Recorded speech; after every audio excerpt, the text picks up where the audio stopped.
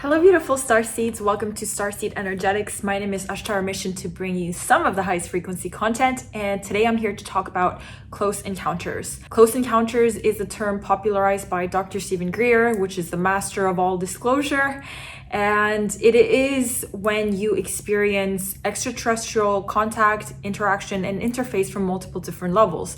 They're classified on many different angles. So I'm just going to briefly discuss the different classifications of close encounters, which is just a way that we humans conceptualize the nature of these interactions with extraterrestrials. And if you find yourself on this video on my channel, obviously you're not the regular type of muggle or third dimensional linear humankind that believes that somehow in the vast infinity of the universe and the omniverse and multiple parallel universes and quantum mechanics, that earthly civilization is somehow singled out as the only planet with intelligent species living on it. I mean, it doesn't even make any sense statistically. Even linearly speaking, it doesn't make any sense. But hey, let's just discuss some of these concepts, and I would like to share my experience, my personal experience with all of these different levels of close encounters. And of course, everybody will have different experiences with these encounters, but I'm just here to share mine. So close encounters of the first kind is when a person sees a UFO within 150 meters. Close encounters of the second kind is when a person is exposed to physical effects from a UFO. So that would include traces, technological glitches, or even markings on your own body. Close encounters of the third kind, a person interacts with the actual occupants of a UFO. Close encounters of the fourth kind, a person is teleported by a UFO or its occupant. So that would be naturally called abductions, even though sometimes it's like hard to say it's an abduction if you consent to the abduction itself. So that's not really abduction if you consent to it. But for my case, most of this close encounters of the fourth kind was consensual from my end. I do have recollection from when I was a super young kid that I was just taken, and I don't know if I consented to that or not. Close encounters of the fifth kind is when a person is involved in a direct communication with occupants of a UFO. So if you actually communicate and interact with these extraterrestrials. Close encounters of the sixth kind is when a person experiences non-physical intrusion. So that would be kind of like when people channel extraterrestrial consciousness, or they just get a glitch in their own stream of consciousness from these other beings. So for me, I don't necessarily trans-channel at all, but I do have experiences where the extraterrestrials inserted a stream of consciousness so that I would be able to experience some of their messages or the frequency of their energy, basically. Okay, and last but not least, close encounters of the seventh kind is when a person is involved in extraterrestrial hybridization programs. And personally, I've had experience with all these different levels of close encounters. So I posted on my Instagram for people to submit any questions about these close encounters, because I know that it is an experience that why it's important to talk about it. Okay, why it's important to talk about these types of topics, in my opinion, is because it puts you in a different space where it expands your perspectives on the current structural life that you live that is much conditioned by and emphasized in areas of life that is not really important. A lot of people are just lost in the stagnancy of a pre-programmed parameters of priorities that are not really important. So when you do open your space up into listen to others' experiences about these interdimensional encounters or extraterrestrial encounters, close encounters, or if you have them yourself, it helps you expand your mind onto levels where it is more closely aligned with truth. However, I do want to mention that just because this is an important paradigm to consider, it doesn't mean that it is the most important paradigm to consider. The reason why these are important to delve into is because the current set of parameters that we care about are so misaligned that it helps to really focus on this extraterrestrial life and things like that sometimes. But it doesn't really mean that you start to just dive into that black hole and only care about those things. If you know the polarity between thesis and antithesis, it basically talks about being so accustomed to a certain parameter of thinking or feeling or opinions around a subject, that once you step out of that, you tend to focus on the opposite end of that spectrum. But the truth is always somewhere balanced in the middle. So yes, it's important to discuss these topics. Yes, it is important to expand your mind towards that, but it is not advised, at least from my perspective, to literally focus on these extraterrestrial lives. Care about your human life, care about your extraterrestrial life, but always come back to non-conceptual levels of living, which I call the context of your living, which is not any level of stream of consciousness that you can really verbalize. So let's go into the questions that are being asked. Grab yourself a glass of nice water, please. This is going to be a fun chat. So what I'm going to do is I'm going to go into the questions that people submitted. So thank you so much for everyone who submitted questions. And if you would like to participate in these Q&A type of things in the future, please do follow me on Instagram. It's at Ashtara Ren. Okay, and then if I see that there's any questions that hadn't been asked that I feel like is important to talk about, I will add those at the end. Okay, first question comes from Natasha. Thank you so much for your submission.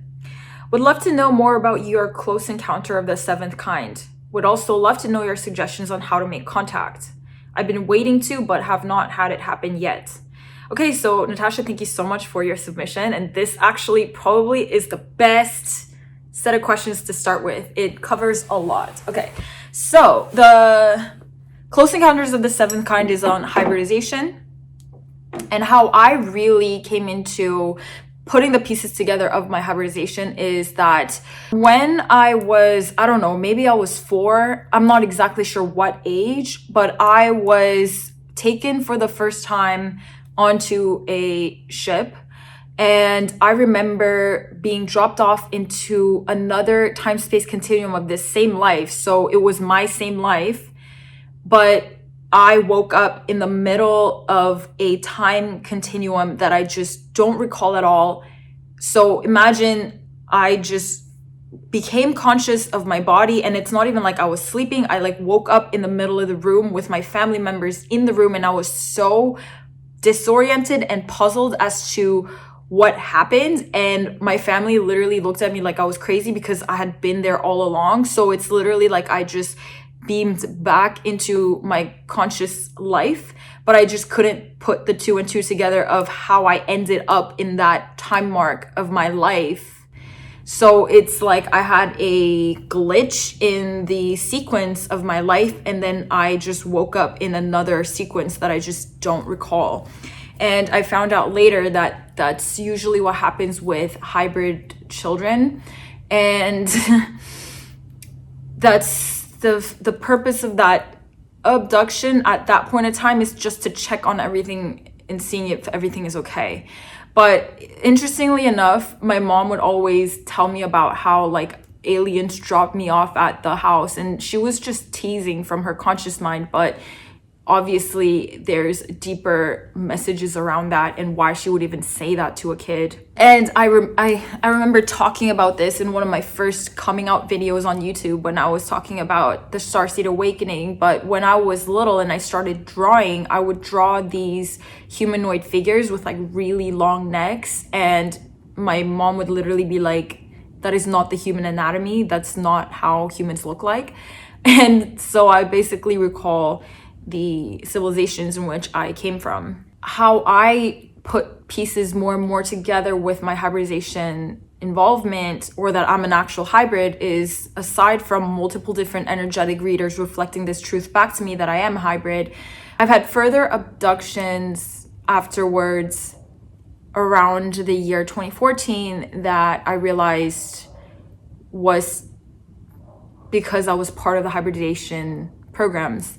So basically, one of the clearest and most shocking interactions that I had, I think age 23, it might have been 24, essentially was sleeping, and then I was waken up by a civilization. Literally, I wasn't sleeping anymore because I was up, and then they notified me that I am going on their ship by consent. This was a consensual agreement from my higher aspects, or my soul contract. And I literally felt my entire physical body dematerializing.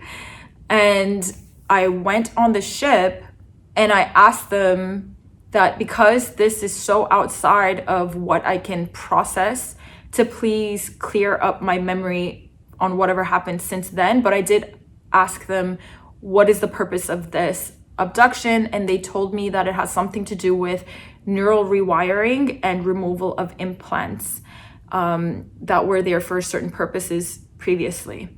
And then after that, I woke up as I naturally would. Other than that, it was also had to do a lot with, for example, when I do quantum hypnosis therapy and things like that, I'm always given more and more information to integrate about this hybridization programs that I'm part of, or that I am a hybrid. And I remember one healer type person was telling me like, wow, if I had your experience and I was on the spaceship, I would never ask them to remove my memory. But I think that's just coming from an egoic projection of how much you know you can handle. Because even when I had other types of close encounters or other types of glitches in the matrix that are so outside of the linear human construct, I tend to bypass it until I'm really ready to integrate it, and then the memory comes back.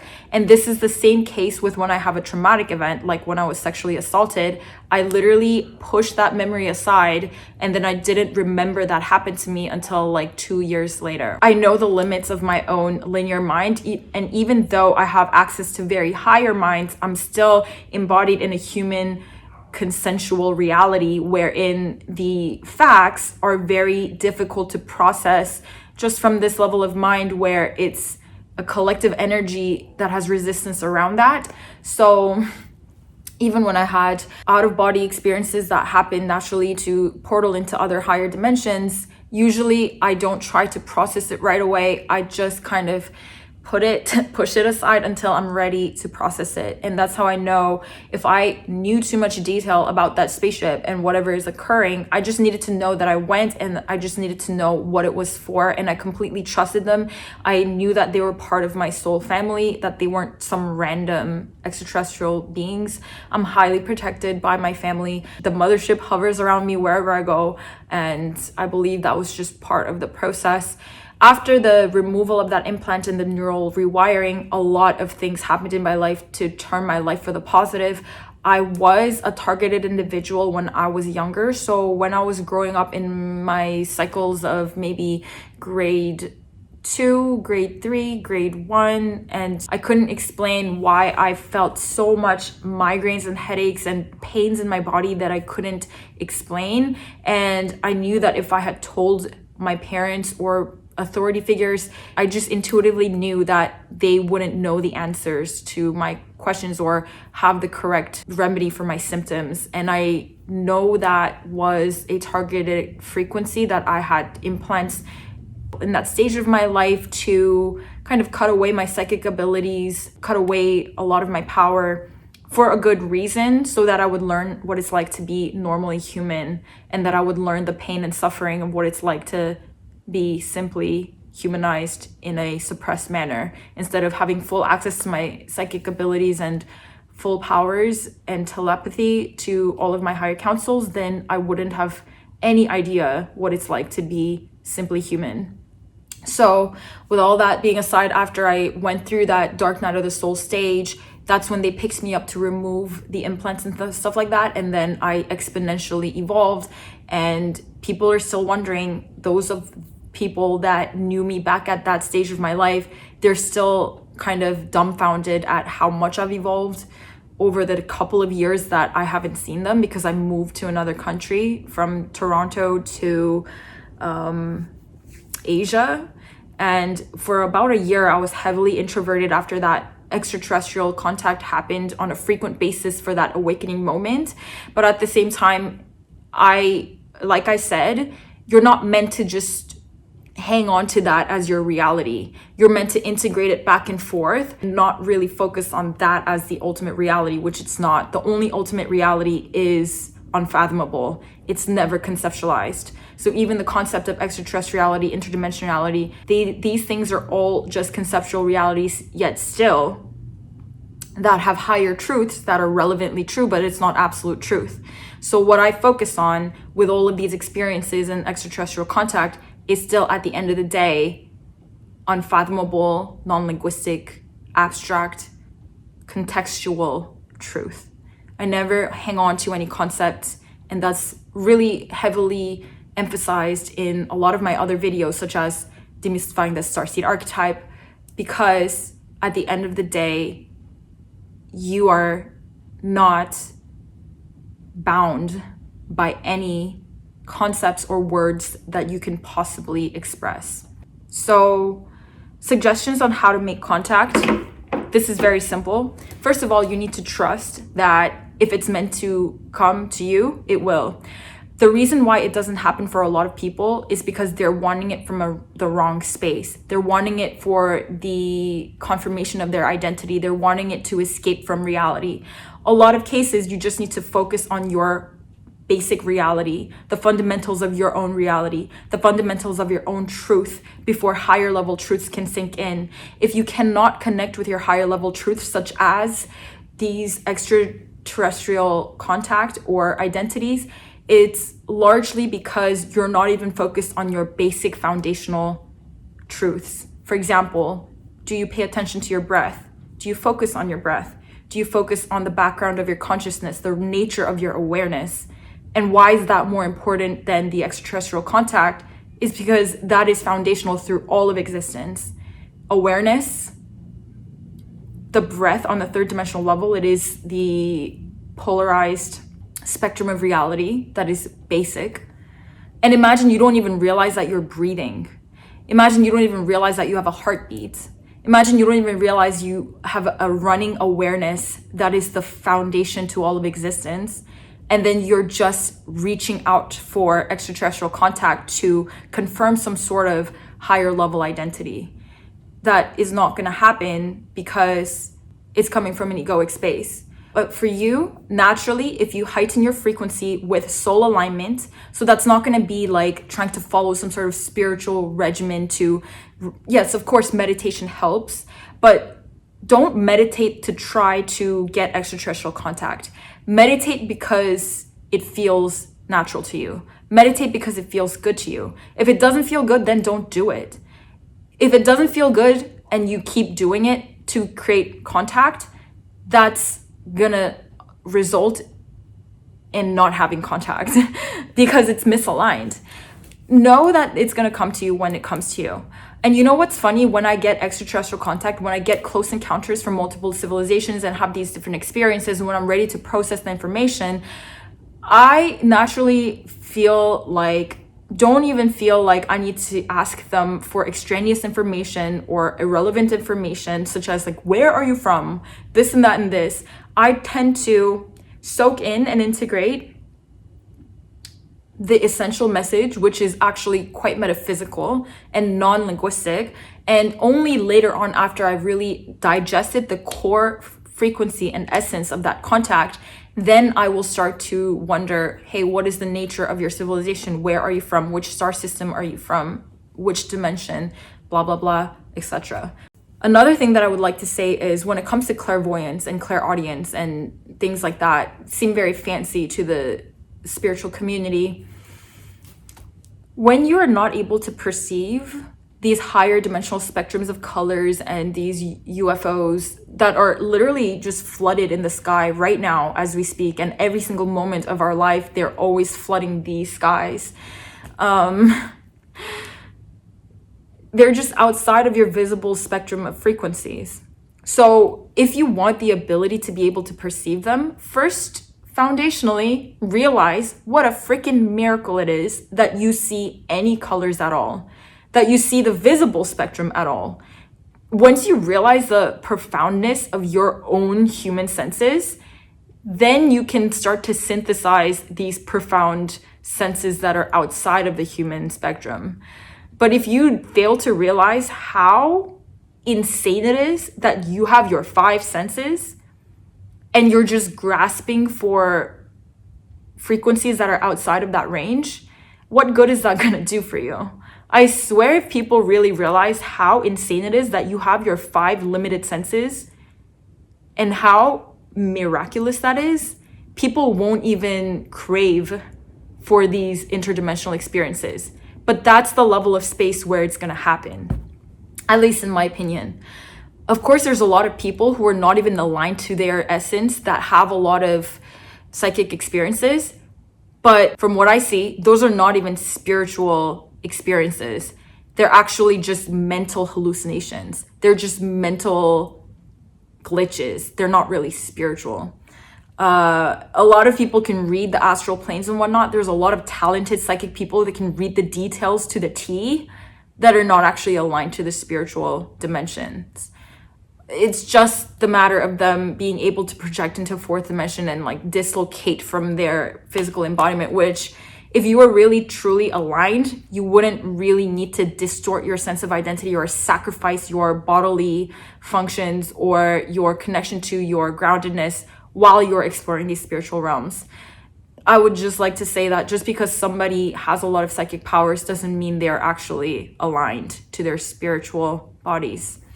And I think this is really important to realize, and I would love to discuss about this further, about how to discern between psychic abilities and true spiritual alignment. One more advice that I have for you, if you're trying to make contact and you're not really seeing the results, is really come into a deep realization that you are the close encounter.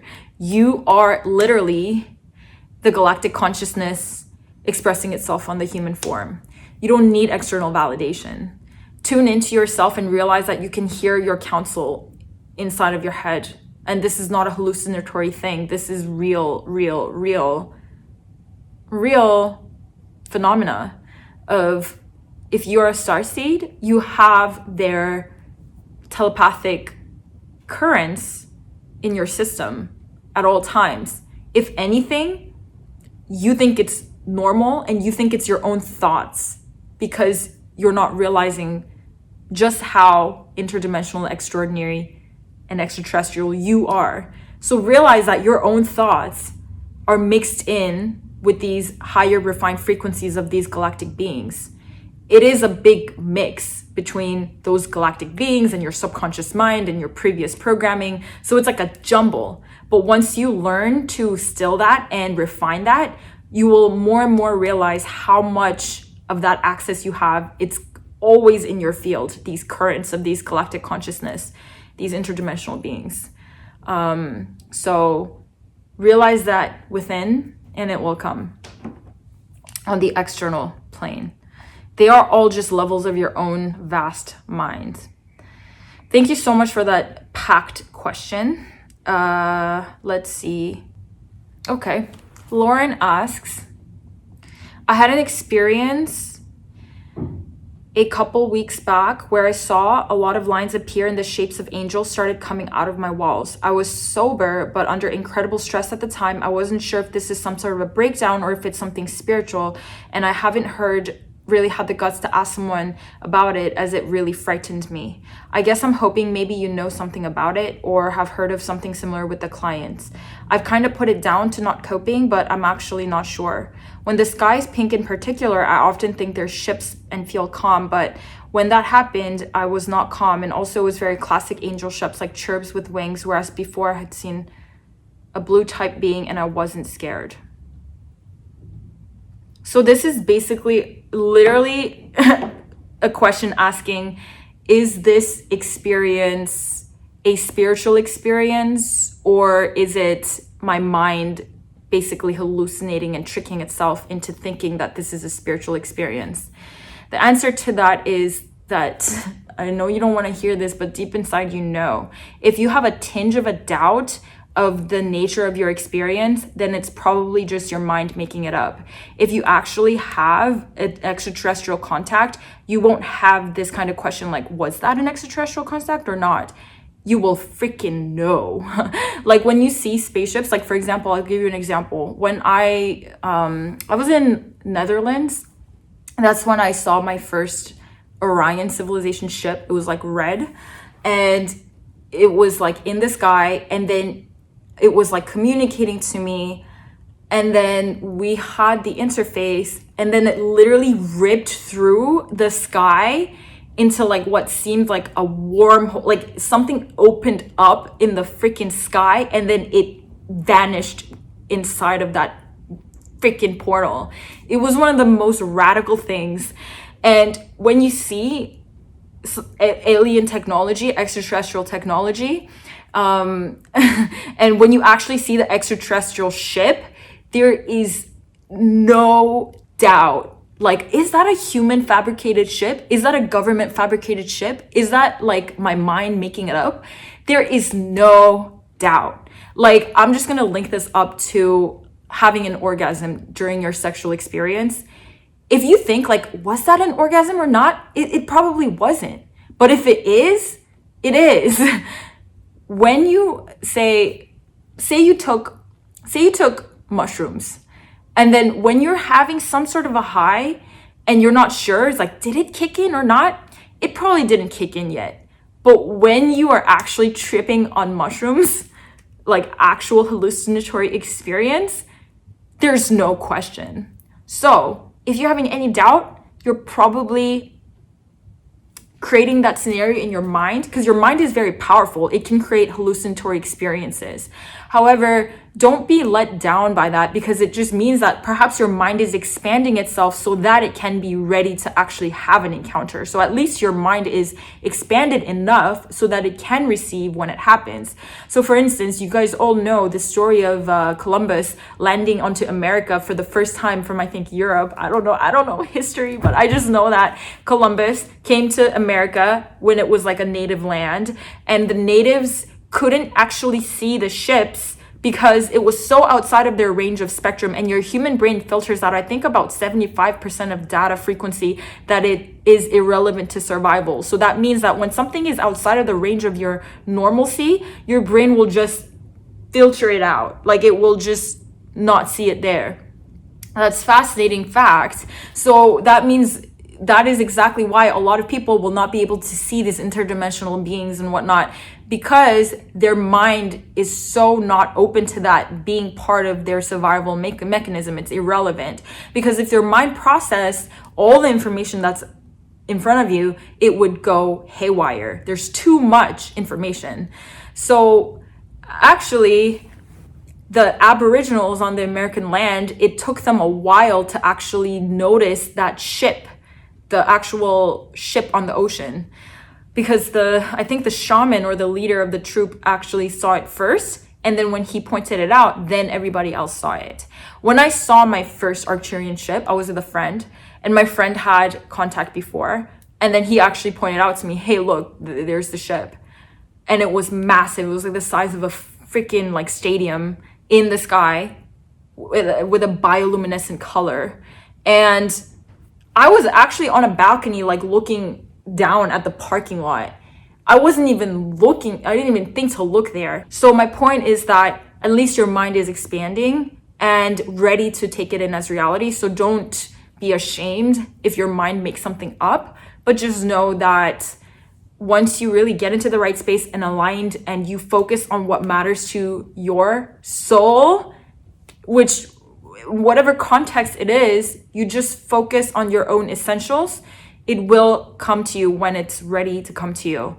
The experience will find you when it's ready to find you, and that you're ready to really expand into that. But if you cannot even focus on your grounded essential life, and you have a problem being distracted by so many other things, most likely the contact will not happen, because you should focus on your grounded reality and what really matters to you. So don't get distracted from a bunch of different things. Don't get distracted from social media and all these like stupid conspiracy theories and stuff like that. Just focus, figure out what matters to you, focus on it. And once you are mature enough in a conscious level to be able to integrate these contact experiences without getting lost, without escaping reality, then that will be more likely to happen.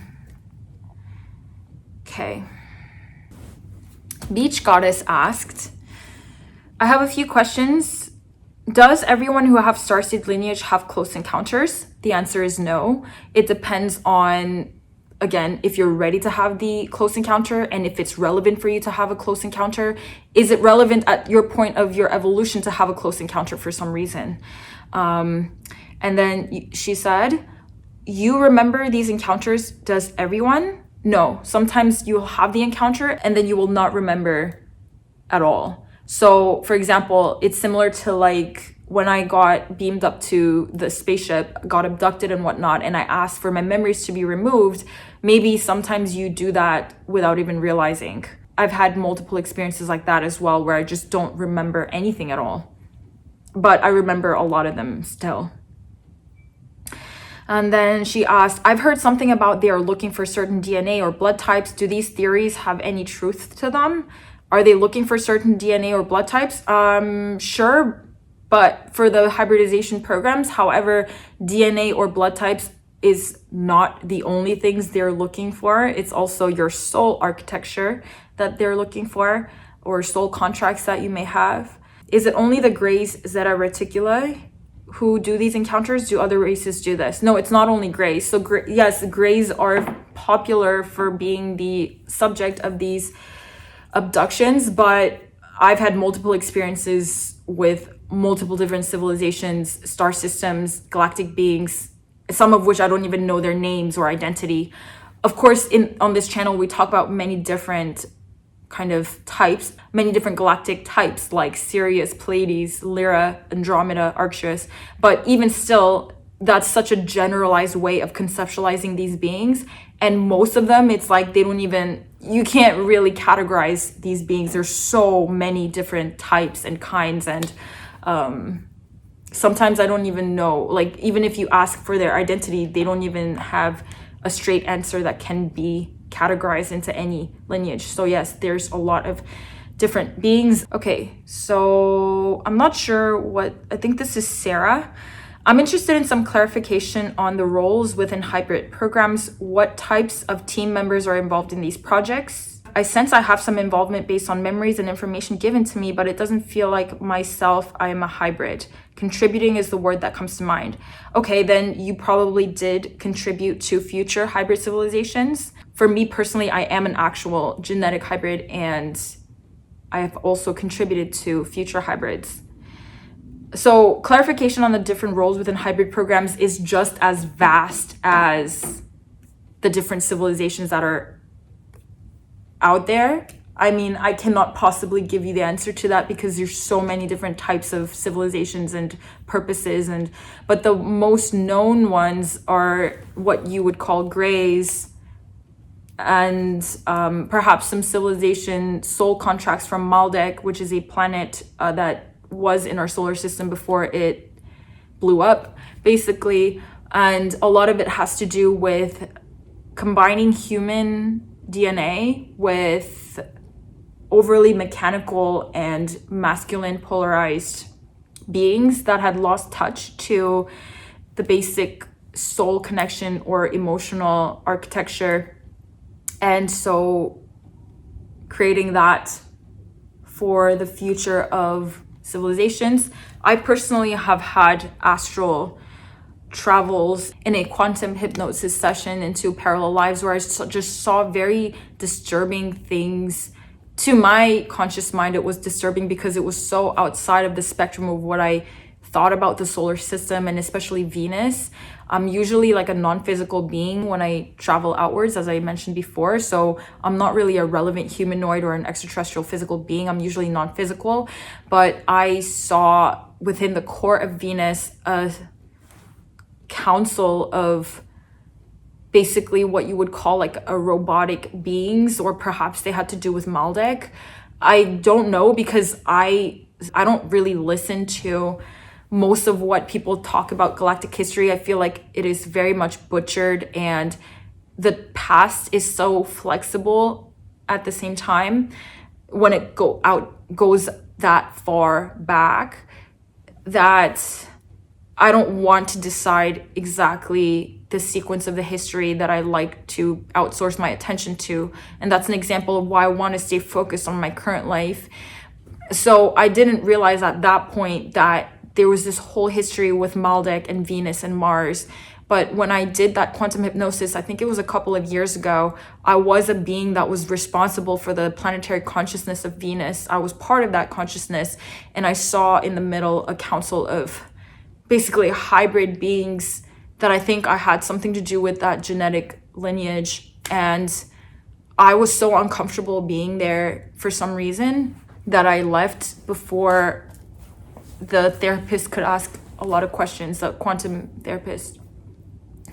But she said, like, based on how uneasy and uncomfortable you are in this scene, probably there's a lot of keys that are crucial to my soul. So to be continued on what that means, like, I have a very strong connection with the planetary soul complex of Maldek, and I think it is all connected with Venus. And I know that I can do further research, but again, at the same time, I'm the type of person who I like to experience myself, whatever the truth is, before I go ahead and like read on something.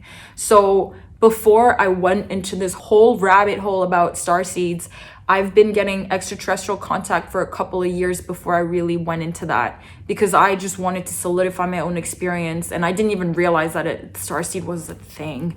I just thought I was just getting these extraterrestrial contact, and I didn't even know there was like a whole spiritual branch dedicated to that. So here I am, like, just talking about it now.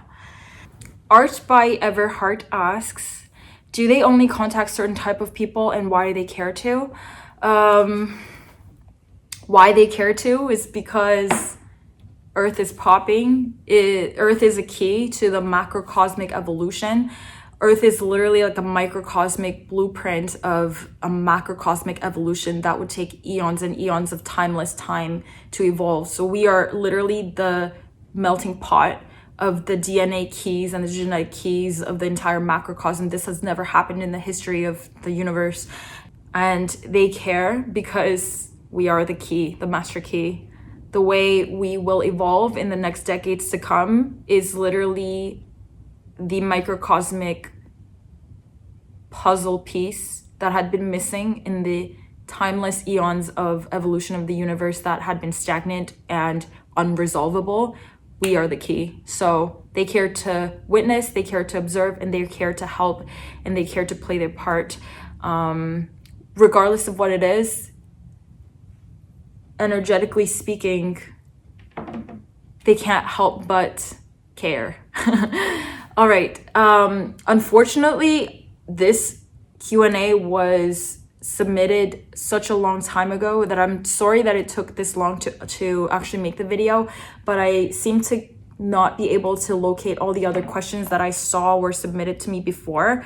I'm not really sure where they went, but I hope that it's already been a while since I started the video, so I hope that this answered some of your questions. Thank you so much once again for being part of this tribe and chilling in this beautiful community and creating this space where people can come together and actually care about important things. And I really appreciate your presence. Thank you so much, and I'll see you in the next video. Bye.